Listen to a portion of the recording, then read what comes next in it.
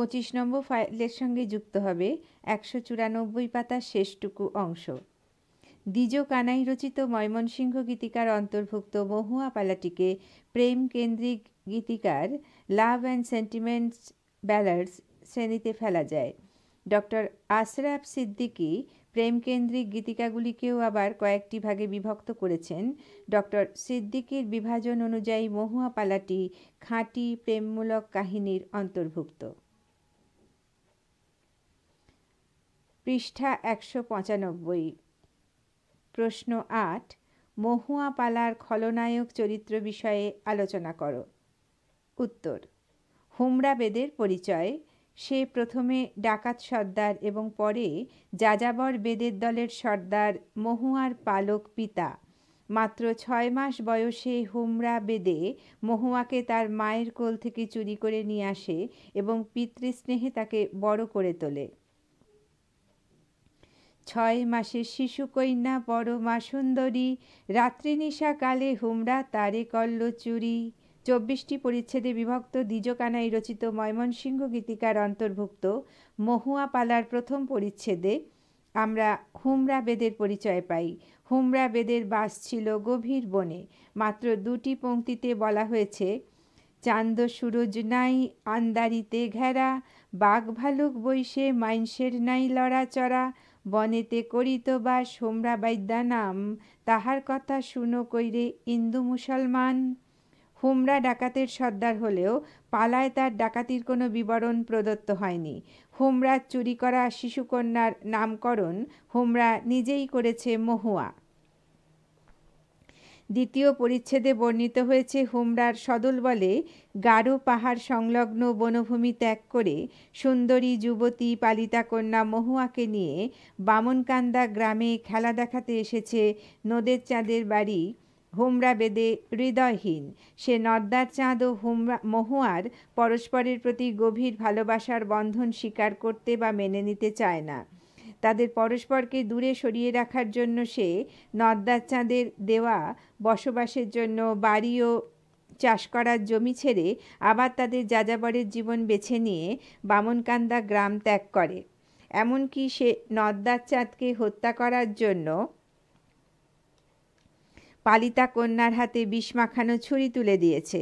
মহুয়া আত্মঘাতিনী হলে তার নির্দেশে নদ্দার চাঁদকে হত্যা করেছে তার দলের লোকেরা। অত্যন্ত আদরের পালিতা কন্যা মহুয়া, যাকে আমরা হুমরা বেদে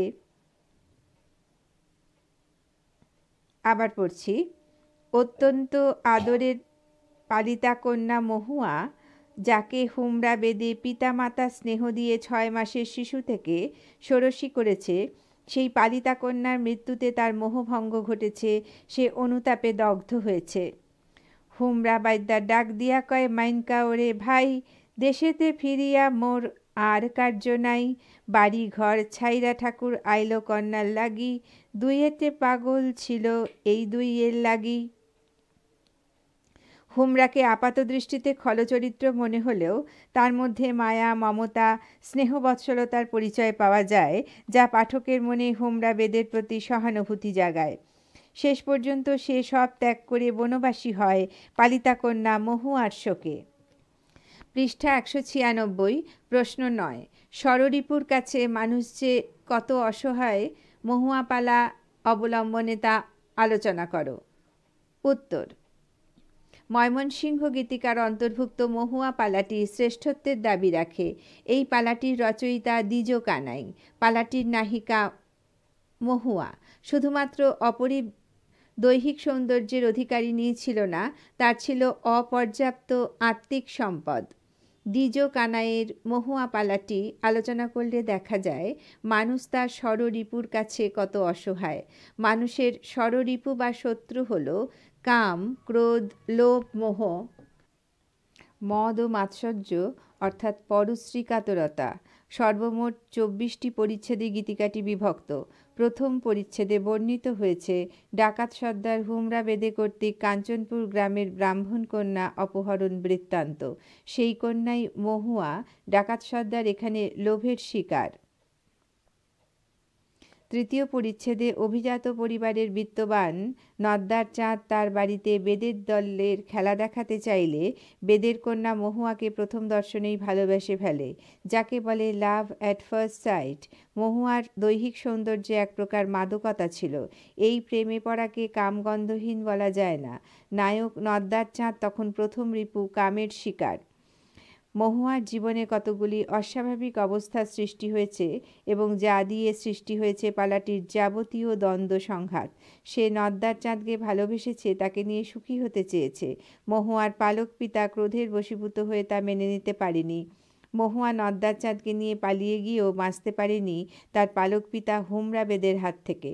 শেষ পর্যন্ত ধরা পড়েছে মহুয়া এবং আত্মঘাতিনী হয়েছে সে।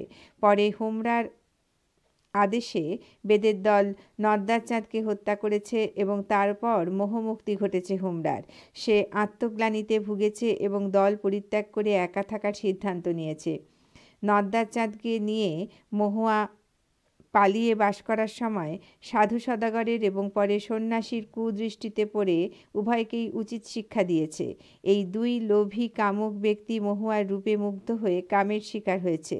মানুষ ষড়রিপুর কাছে কত যে অসহায় তা মহুয়া পালা আলোচনা করলেই বোঝা যায়।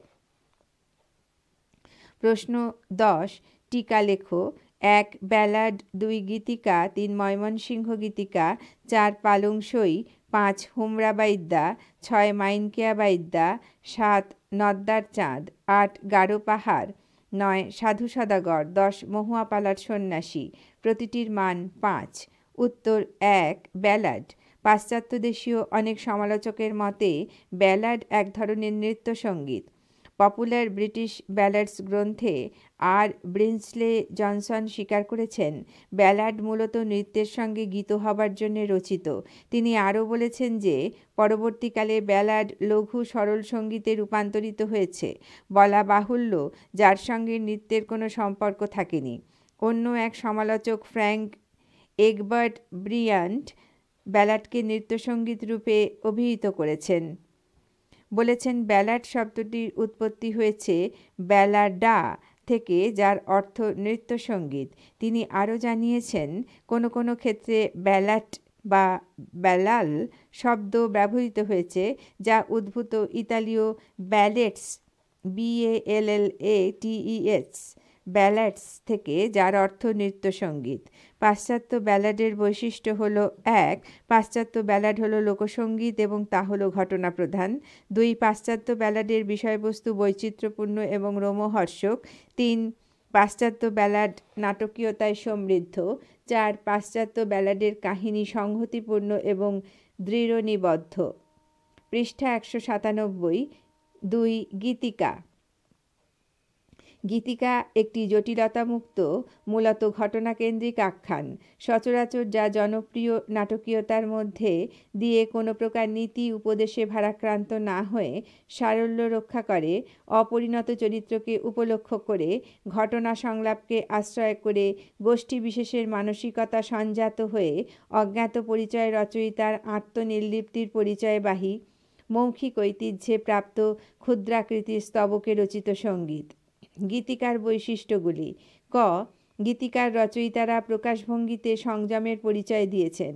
দীর্ঘ সময়ের অনাবশ্যক বিবরণ তাঁরা কৌশলে এড়িয়ে গেছেন। খ উপস্থাপিত চরিত্রগুলির প্রশ্নোত্তর তথা কথোপকথনের সহায়তায় কাহিনী সম্প্রসারিত হয়।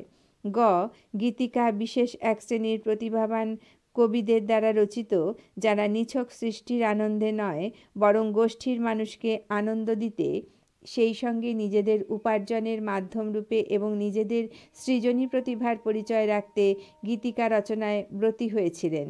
ঘ গীতিকাগুলিতে তৎকালীন সমাজচিত্রের নিদর্শন পাওয়া যায়। 3 ময়মনসিংহ গীতিকা। ডক্টর আশুতোষ ভট্টাচার্য বাংলা গীতিকাকে 3 ভাগে ভাগ করেছেন। প্রথম নাদ গীতিকা, দ্বিতীয় ময়মনসিংহ গীতিকা, তৃতীয় পূর্ববঙ্গ গীতিকা। বাংলাদেশের বৃহত্তম জেলা ময়মনসিংহ, যা ইউরোপ মহাদেশের একটি ক্ষুদ্র রাষ্ট্রের সমান। জেলাটির মধ্যভাগ দিয়ে ব্রহ্মপুত্র নদ প্রবাহিত হয়ে জেলাটিকে দুটি সমান ভাগে পশ্চিম ময়মনসিংহ এবং পূর্ব ময়মনসিংহ ভাগ করেছে। ময়মনসিংহ গীতিকাগুলিকে পূর্ব ময়মনসিংহ গীতিকা বলাই সমীচীন। এই জেলার পূর্ব ও পূর্ব দক্ষিণ প্রান্ত দিয়ে মেঘনা সহ বেশ কয়েকটি নদ নদী প্রবাহিত। এই জেলার মধ্যভাগ দিয়ে শাখা নদীগুলি ফুলেশ্বরী, নরসুন্দা, সুতি ইত্যাদি প্রবাহিত। বিল, বাওর ও বিভিন্ন নদ নদী প্লাবিত বিস্তৃত নিম্নভূমি বা ভাট অঞ্চলই ময়মনসিংহ গীতিকার জন্মভূমি। এই অঞ্চলের প্রাকৃতিক বৈশিষ্ট্য গীতিকাগুলির প্রতি পদে যুক্ত হয়ে আছে এবং সেই কারণেই একটি সার্বজনীন আবেদন সত্ত্বেও আঞ্চলিক আবেদনটি প্রত্যক্ষ হয়েছে। গীতিকাগুলি তাই নিজস্ব সীমা অতিক্রম করে বাংলার অন্যত্র বিস্তার লাভ করতে পারেনি। 1923 খ্রিস্টাব্দে প্রকাশিত ময়মনসিংহ গীতিকায় মোট 10টি গীতিকা স্থান পেয়েছে।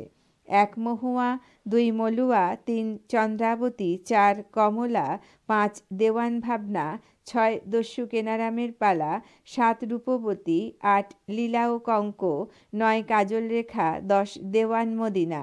ডক্টর শ্রীকুমার বন্দ্যোপাধ্যায় ময়মনসিংহ গীতিকায় বাংলা উপন্যাসের বীজের সন্ধান পেয়েছেন। ময়মনসিংহ গীতিকায় বাস্তবতার প্রতিফলন আমাদের মুগ্ধ করে।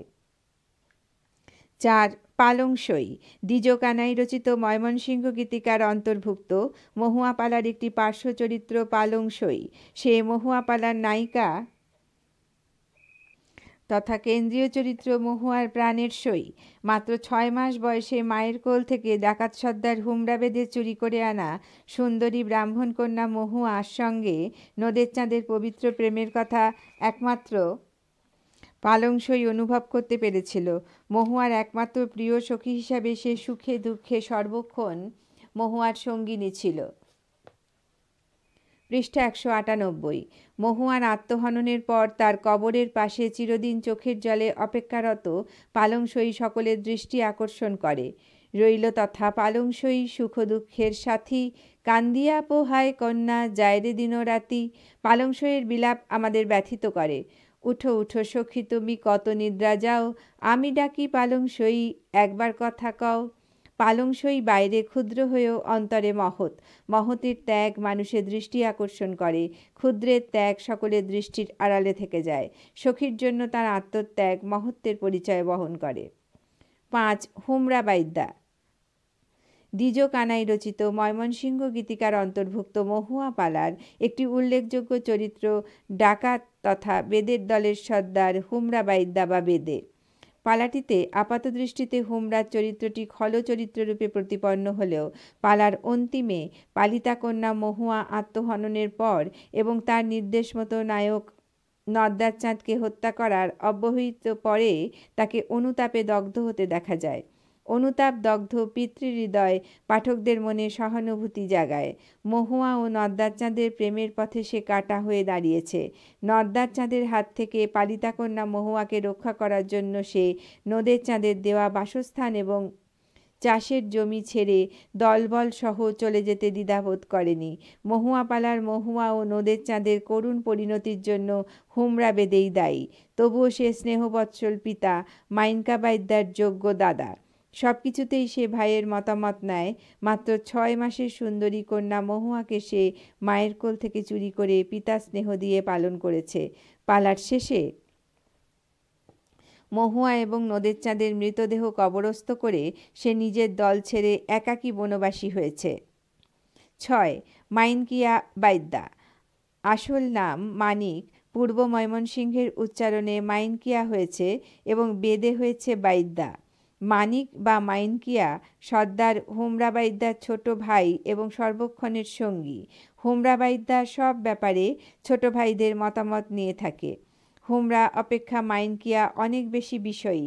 তার প্রমাণ পাওয়া যায় যখন হুমরা মহুয়া এবং নদ্দার চাঁদের প্রেমের সম্পর্ক গড়ে ওঠার কথা জানতে পেরে নদ্দার চাঁদের দেওয়া বাসস্থান এবং চাষের জমি ছেড়ে রাত্রে পালিয়ে যেতে চেয়েছে, তখন তার ভাই বাধা দিয়েছে। মাইনকিয়া বলে, এমন কথা না কহিও তুমি, ছাইরা যাইতে মন না চলে সোনার বাড়ি জমি। 7 নদ্দার চাঁদ রবীন্দ্রনাথ তার বিসর্জন নাটকের এক স্থানে বলেছেন, দেবতার নামে মানুষ মনুষ্যত্ব হারায়। মধ্যযুগের মঙ্গল কাব্যের কবিরা দেবতার নামে তাঁর সামনে মনুষ্যত্ব বলি দিয়েছেন। এই কারণে দেখা দেওয়া রুচি বিকারের ফলে দেবতার নামে তাঁরা নিজেদের ঘৃণিত রুচির প্রকাশ ঘটাতে দ্বিধাবোধ করেননি। কিন্তু ময়মনসিংহ গীতিকার পল্লী কবিদের সামনে কোনো দেব প্রতিমা না থাকায় তাঁরা তাদের রচনার মধ্যে দিয়ে মনুষ্যত্বের পরিচয় প্রকাশ করতে সমর্থ হয়েছিলেন। লৌকিক প্রেম সঙ্গীত মাত্রই দর্পণের মতো নির্মল। সহজ প্রেমের ধর্মই হল নির্মলতা। ময়মনসিংহ গীতিকাগুলির অবলম্বন সহজ প্রেম। ময়মনসিংহ গীতিকাগুলির মধ্যে শ্রেষ্ঠ মহুয়া পালা একটি লৌকিক প্রেম কাহিনী নিয়ে রচিত। মহুয়া পালার নায়িকা প্রধান। মহুয়া এই পালার নায়িকা এবং কেন্দ্রীয় চরিত্র। পৃষ্ঠা 199। এবং পালাটির নামকরণও নায়িকার নামে। এই পালার নায়ক নদ্দার চাঁদ একজন তরুণ ব্রাহ্মণ যুবক বামনকান্দা গ্রামের তালুকদার। 24টি পরিচ্ছেদে বিভক্ত পালার চতুর্থ পরিচ্ছেদে নদ্দার চাঁদের সাক্ষাৎ পাওয়া যায় যখন হোমরা বেদে তার দলবল নিয়ে নায়কের বাড়িতেই খেলা দেখাতে আসে। সভা কইরিয়া বৈশা আছে ঠাকুর নদ্দার চান, আসমানে তারার মধ্যে পূর্ণমাসীর চান। বেদের দলের মধ্যে রূপসী কন্যা মহুয়াকে দেখে নদ্দার চাঁদ মুগ্ধ হলো, যাকে বলে লাভ অ্যাট ফার্স্ট সাইট। মহুয়া সুন্দরী ও নদের চাঁদের প্রতি আকৃষ্ট হলো। মায়ের অনুমতি নিয়ে নদের চাঁদ বেদের দলকে তার গ্রামে বাস করার জন্য বাড়ি ও জমি দিল। বেদের দল যাযাবর বৃত্তি ত্যাগ করে সেই গ্রামেই বাস করতে লাগলো। মহুয়ার মুখ চেয়েই সে নদ্দার চাঁদের মুক্ত হস্তে দান, এই ব্যাপারটা সহজেই অনুমেয়। নিভৃত স্থান জলের ঘাটে নিয়মিত নদের চাঁদের সঙ্গে মহুয়ার দেখা সাক্ষাৎ ও প্রেম পর্ব শুরু হলো। উভয়ে উভয়ের সমস্ত খবর আগ্রহ সহকারে জেনে নিল। নদের চাঁদ জানতে পেরেছে যে মহুয়া হোমরা বেদের কন্যা নয়। 6 মাসের পরমা সুন্দরী শিশুকন্যা মহুয়াকে হোমরা বেদে চুরি করেছে তার মায়ের কোল থেকে। তাই কপালের লিখনবশত মহুয়া ব্রাহ্মণ কন্যা হয়েও বেদের দলে খেলা দেখিয়ে বেড়াচ্ছে। নদ্দার ঠাকুর তাকে সুযোগ মতো জানিয়েছে যে সে বিবাহিত নয়। নদ্দার ঠাকুর আরও জানিয়েছে, কঠিন আমার মাতা পিতা, কঠিন আমার হিয়া, তোমার মতো নারী পাইলে করি আমি বিয়া। উত্তরে মহুয়া কৃত্রিম রোষ প্রকাশ করে নদ্দার ঠাকুরকে বলেছে তার মতো নির্লজ্জের গলায় কলসি বেঁধে জলে ডুবে মরা উচিত। একেবারে কবির লড়াইয়ের মতো যোগ্য প্রত্যুত্তর দিয়েছে নদের চাঁদ। কোথায় পাবো কলসি কন্যা, কোথায় পাবো দড়ি, তুমি হও গহীন গাং, আমি ডুইবা মরি। প্রেমের এমন কবিত্বময় অভিব্যক্তি সত্যই দুর্লভ। নদ্দার চাঁদ ব্রাহ্মণ যুবক হলেও তার মধ্যে ব্রাহ্মণোচিত সংস্কার কিছুমাত্র নাই।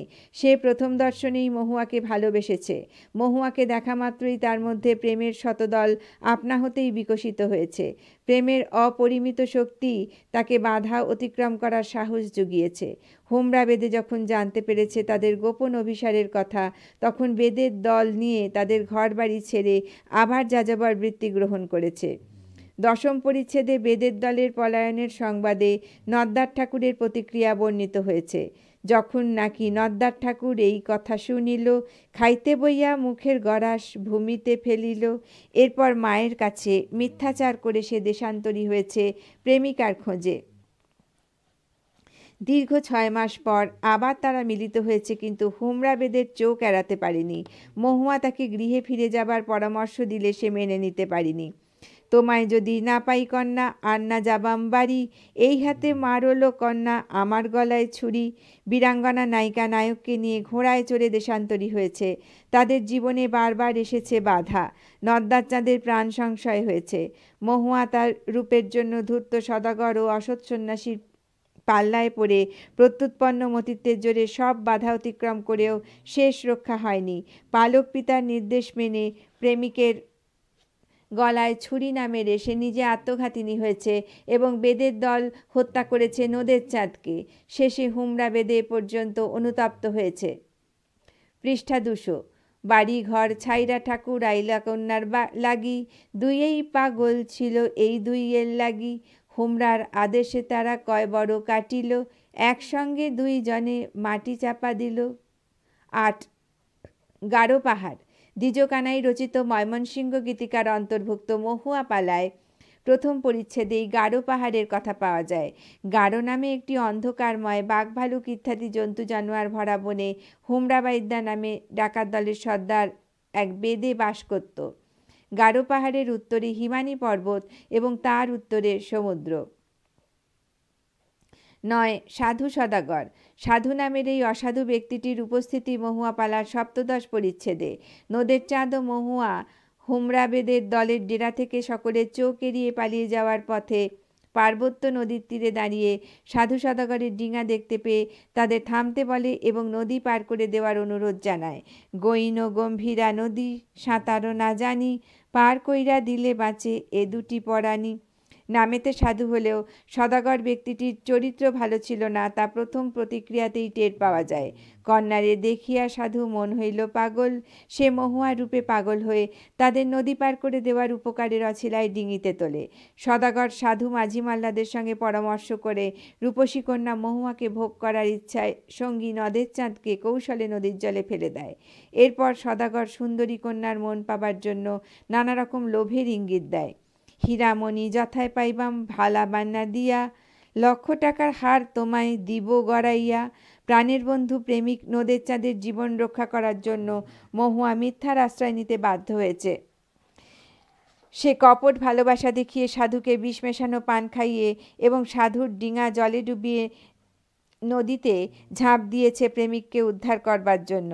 ঝম্প দিয়া পরে কন্যা জলেরও উপর, ভরাসহ সাধুর ন ডুইবা হইল তল। এরপর সাধুর কি হয়েছে তা লোককবি বলেননি।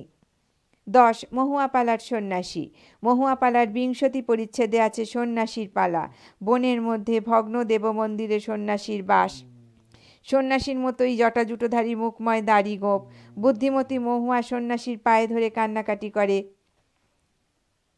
তাকে সন্তুষ্ট করে পতি নদের চাঁদের প্রাণ বাঁচানোর ব্যবস্থা করে।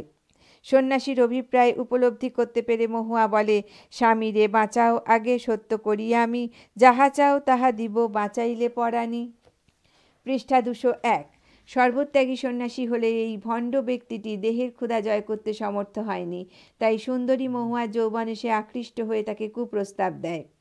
মুনি বলে, কন্যা তুমি আমার কথা শুনো দিয়া মন, পায়ে ধরি মাগি কন্যা তোমারও যৌবন। সন্ন্যাসীর মনস্কামনা পূর্ণ হয়নি। বুদ্ধিমতী মহুয়া সুন্দরী কৌশলে সন্ন্যাসীর আশ্রয় থেকে অসুস্থ স্বামীকে নিয়ে গভীর রাত্রিতে পলায়ন করে।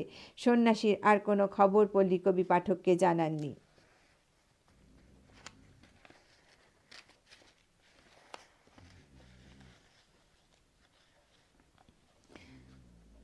প্রশ্ন 11। প্রসঙ্গ উল্লেখ করে ব্যাখ্যা করো। কোথায় পাইবাম কলসি কইনা, কোথায় পাইবাম দড়ি, তুমি হও গহীন গাং, আমি ডুইবা মরি। উত্তর। আলোচ্য পংক্তি দুটি দ্বিজকানাই রচিত ময়মনসিংহ গীতিকার অন্তর্ভুক্ত মহুয়া পালার নদ্দার ঠাকুরের সঙ্গে মহুয়ার জলের ঘাটে দেখা শীর্ষক 5ম পরিচ্ছেদ থেকে উদ্ধৃত। গারো নামে এক অন্ধকারময় জন্তু জানোয়ার ভর্তি বনে হুমরা বাইদ্যা নামে এক ডাকাত বেদে সর্দার বাস করত। যদিও অপ্রাসঙ্গিক বিবেচনায় পালাতে ডাকাতির কোনো বিবরণ প্রদত্ত হয়নি।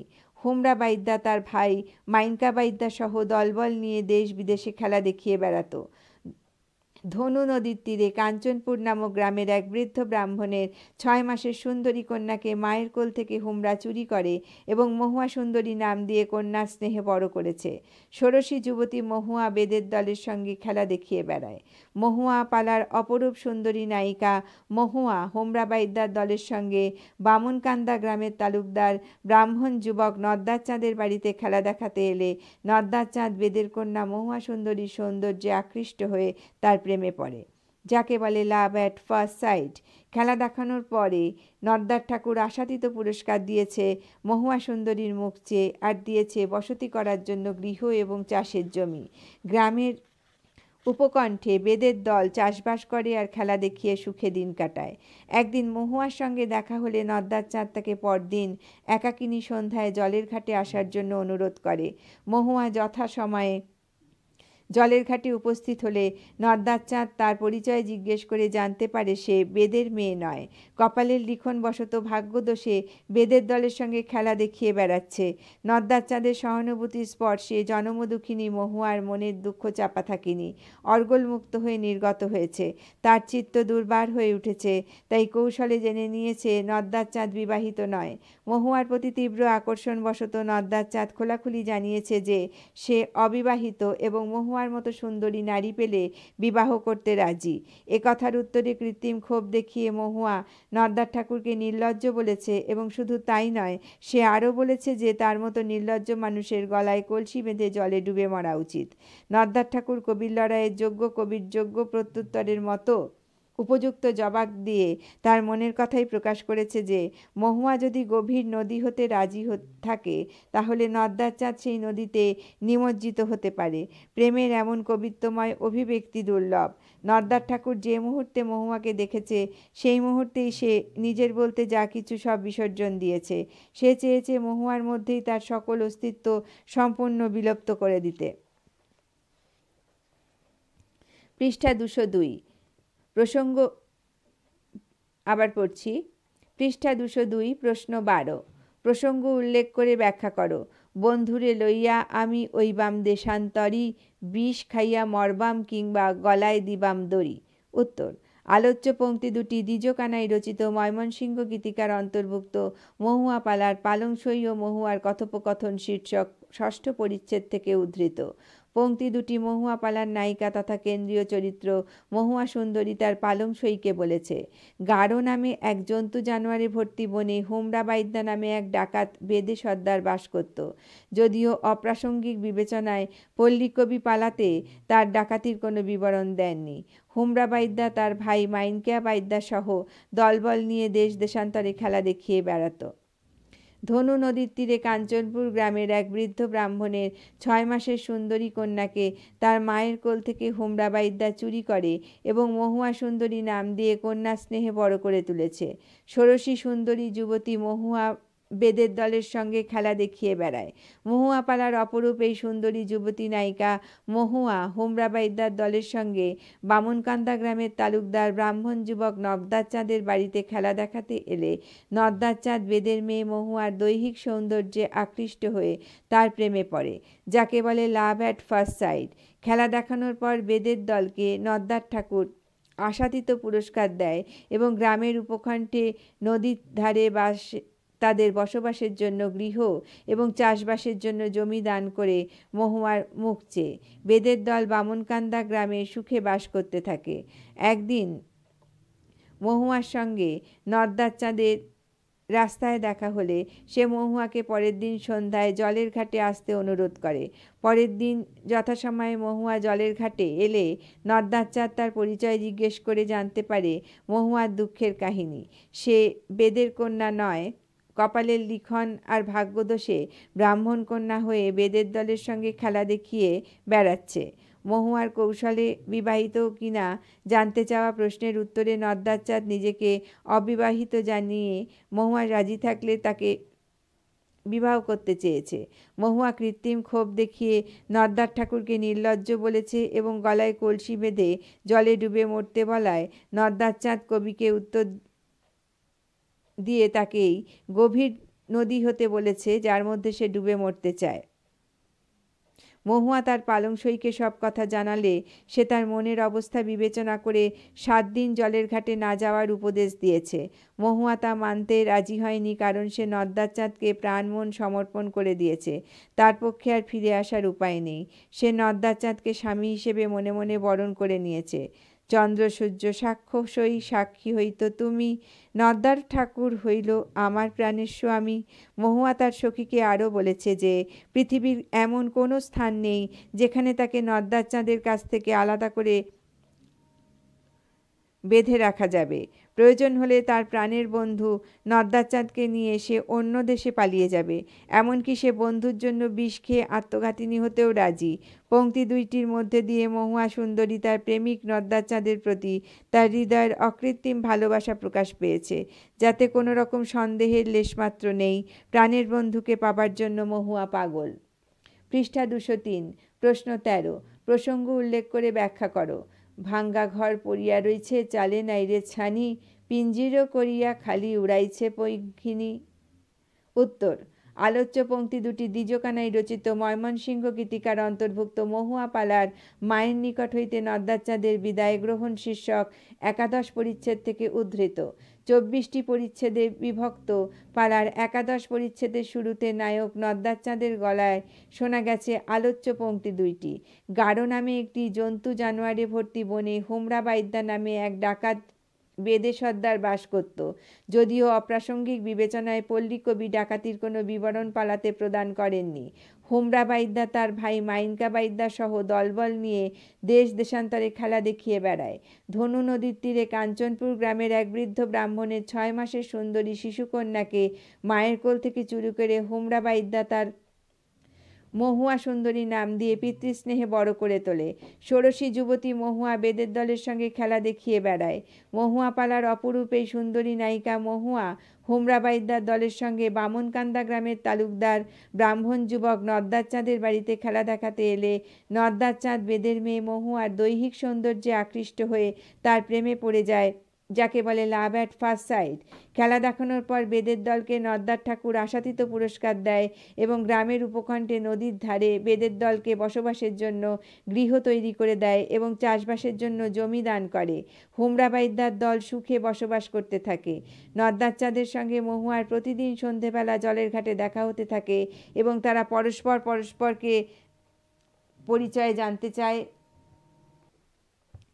নদ্যাচাঁদ মহুয়ার প্রেমে পাগল হয় এবং মহুয়া নদ্যাচাঁদকে স্বামী হিসেবে মনের মধ্যে বরণ করে নেয়। নিয়মিত সন্ধ্যায় জলের ঘাটে তাদের দেখা হয় এবং মন দেয়া নেওয়ার পালা চলতে থাকে। কেউ কাউকে ছাড়া বাঁচবে না, একথা দুজনেই বুঝতে পারে। মহুয়ার পালংসই তার মনের অবস্থা বুঝতে পেরে 7 দিন জলের ঘাটে যেতে নিষেধ করেও তার কোনো ফল হয় না। মহুয়া নদ্যাচাঁদকে না পেলে বিষ খেয়ে প্রাণ দিতেও রাজি। হোমরা বাইদ্যা জানতে পারে মহুয়া ও নদ্যাচাঁদের গোপন অভিসারের কথা।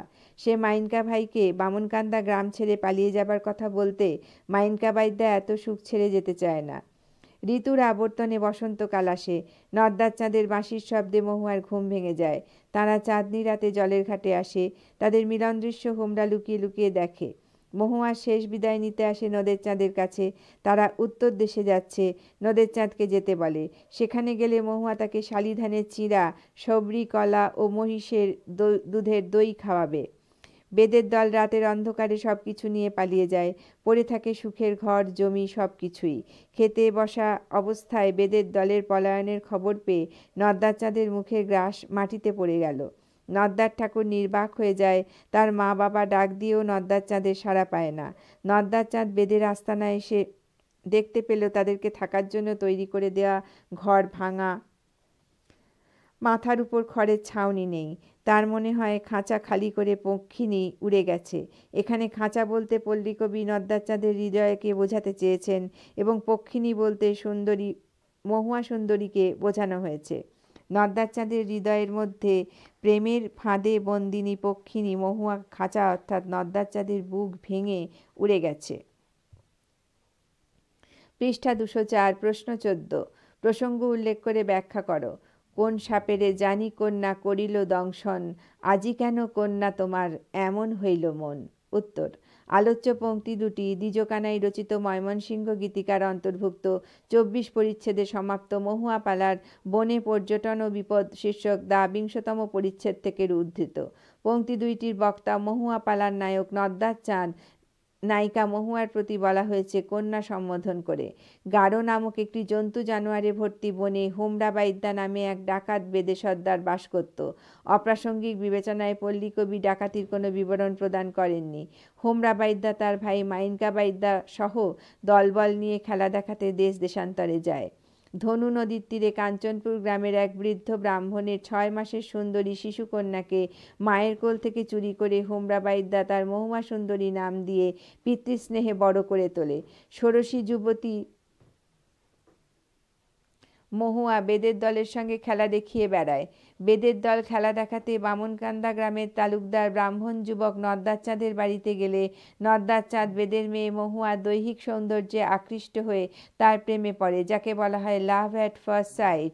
খেলা দেখানোর পর বেদের দলকে নদ্দার ঠাকুর আশাতীত পুরস্কার দেয় এবং গ্রামের উপকণ্ঠে নদীর ধারে বেদের দলকে বসবাসের জন্য বাড়ি এবং চাষবাসের জন্য জমি দান করে। হোমরা বাইদার দল সুখে বসবাস করতে থাকে। নদ্দার চাঁদের সঙ্গে মহুয়ার প্রতিদিন সন্ধ্যাবেলা জলের ঘাটে দেখা হতে থাকে। উভয়ে উভয়কে পাবার জন্য ব্যাকুল হয়।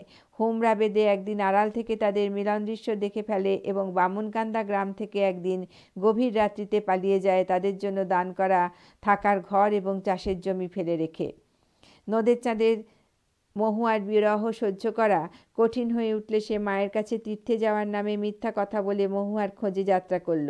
ত্রিভুবন তোলপাড় করে নদ্দার চাঁদ মহুয়াকে খুঁজে ফিরল এবং শেষ পর্যন্ত অগ্রহায়ণ মাসে নদের চাঁদ মহুয়ার দেখা পেল। মহুয়াকে পেয়ে তার সব কষ্টের অবসান ঘটল। নদ্দার চাঁদ বেদের আস্তানাতে অতিথির খাতির পেল। মহুয়া তাকে যত্ন করে খাওয়ায়। হোমরা বাইদ্যা এই পরদেশি যুবককে খেলা শিখিয়ে তাদের দলের সঙ্গে নিতে চাইল। গভীর রাত্রে হোমরা বাইদ্যা মহুয়াকে ছুরি দিয়ে পাঠালো নদ্দার চাঁদকে ঘুমন্ত অবস্থায় হত্যা করতে। মহুয়া 3 বার চেষ্টা করেও নদ্দার চাঁদের বুকে ছুরির আঘাত করতে পারল না। এরপর হোমরা বাইদ্যার ঘোড়ায় চড়ে প্রেমিক প্রেমিকা অজানার উদ্দেশ্যে পাড়ি দিল। ঘোড়ায় চড়ে যেতে যেতে এক পাহাড়ি নদী সামনে এসে তারা বাধা পেল। এক সাধু সদাগরের ডিঙিতে উঠল নদী পার হওয়ার জন্য। সাধু সদাগর মহুয়ার রূপে পাগল হয়ে তাকে পেতে চাইল। মহুয়া কৌশলে সাধুকে বিষ দেওয়া পান খাইয়ে ডিঙি থেকে পালিয়ে গেল। নদের চাঁদকে সাধু জলে ফেলে দিয়েছিল।